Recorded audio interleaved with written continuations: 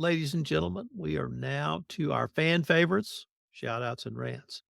We will keep the same order and we will start with Matt Kelly. You have a shout out and or rant for us today. I do have a shout out. I actually want to shout out to the Brazilian judiciary for finally somebody in this world having the temerity to stand up to Elon Musk, where, as I'm sure most listeners probably know, they have basically taken Twitter off the air because Elon Musk will not comply with judicial orders in that country to take down certain right wing hate accounts that are peddling disinformation. I have complained about Elon Musk multiple times on this podcast before. I won't get wound up on him right now. But everybody who is saying that this is an attack on free speech, okay, A, you don't have free speech. You don't have a right to free speech to call for violence in the streets or violence against the government. B, you do not have free speech to falsely shout fire in a crowded theater. And that's what the accounts in question were doing. And C, who is Elon Musk that he thinks he can just thumb his nose at a government trying to hold him accountable for the actions his business is undertaking? And I also do want to just call out that everybody who is saying this is an assault on free speech, let's remember that this is Brazil and not everybody in the world has the same sort of absolutist free speech views that many Americans do. And I am in favor of free speech. I've been making my life living for the last 30 or 45 years, embracing freedom of the press. But that doesn't necessarily mean that the US way is the only way. Brazil has different standards. And we talk all the time about appreciating local cultural standards.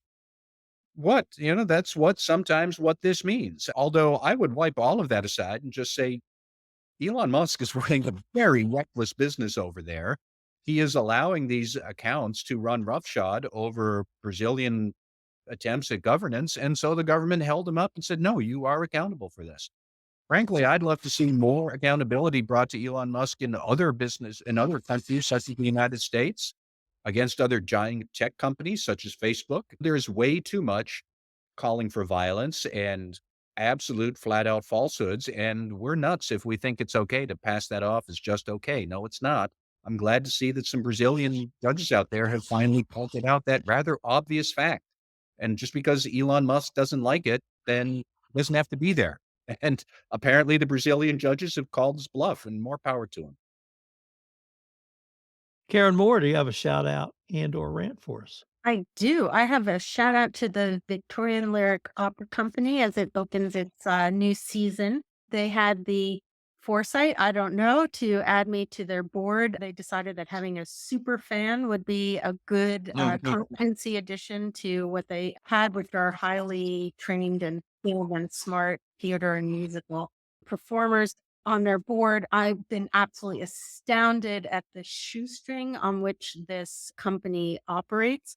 Absolutely floored by the amount that the members of the orchestra get paid. If you think about the years and years of training it takes to be able to play in an orchestra, you'd expect them to be kind of NFL players in terms of their compensation, but they are way below school teachers who are already, I think, grossly underpaid for the work that they do. My real shout out is to the Victorian Lyric Opera Company, which operates here in the DMV area, resident theater at the F. Scott Fitzgerald in Rockville. If you are a fan, as I am, of comedic opera, I encourage you and invite you to come along. But really, hats off to them and to all the other regional theaters that just operate out of a true love of the performance and certainly not for any massive financial remuneration.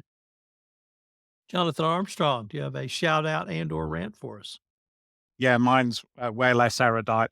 I'm going to maybe shout out, maybe rant out of Claude Wehrle, and I might be getting the pronunciation wrong. If so, I apologize. Who he? He was the technical sales lead at a French business called Arconic, and they've been a feature of the Grenfell Tower inquiry, which just published a huge report in the UK. He's the guy who said that it had to remain, quote, very confidential is capitalized, that their products really weren't fit for purpose and they weren't fire retardant as it seems he had claimed.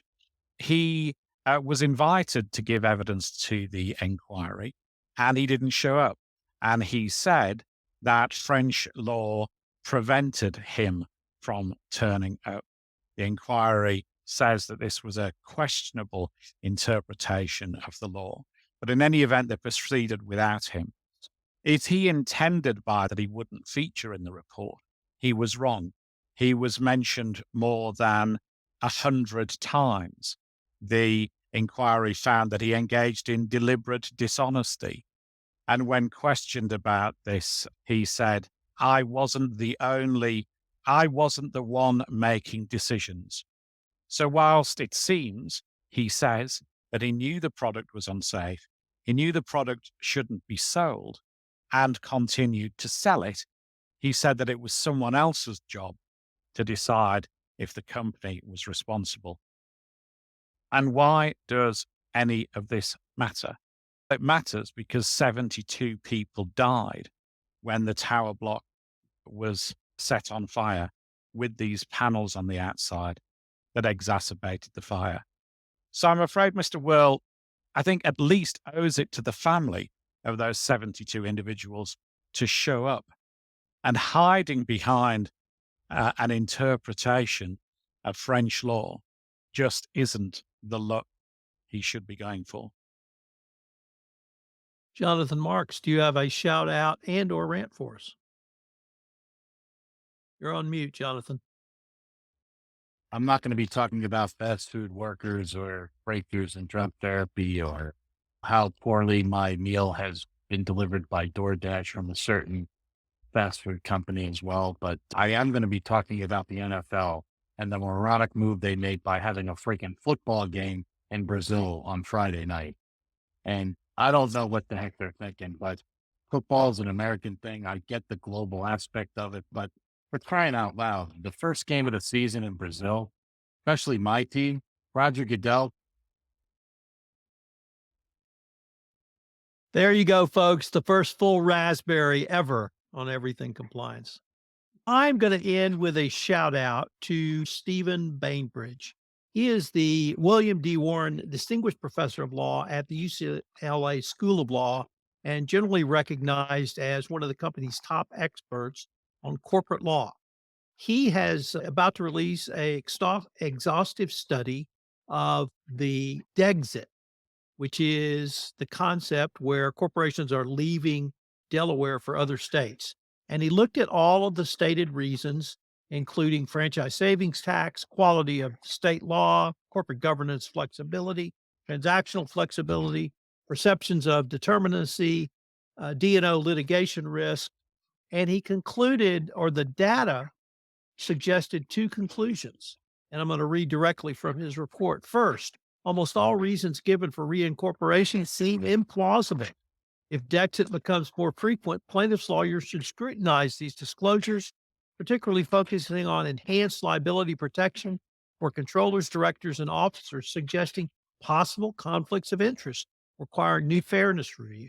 Second, the number of reincorporations from Delaware remains minimal compared to the vast number of new reincorporations Delaware attracts annually. Given the strong inertia behind the initial corporate decision and the weak drivers for DExit, it is unlikely to become widespread. Just because Elon Musk lost a lawsuit, took his ball away and went home, doesn't mean that other corporations are going to do. Ladies and gentlemen, this has been a great episode. I look forward to our next visit together. Thanks, everyone.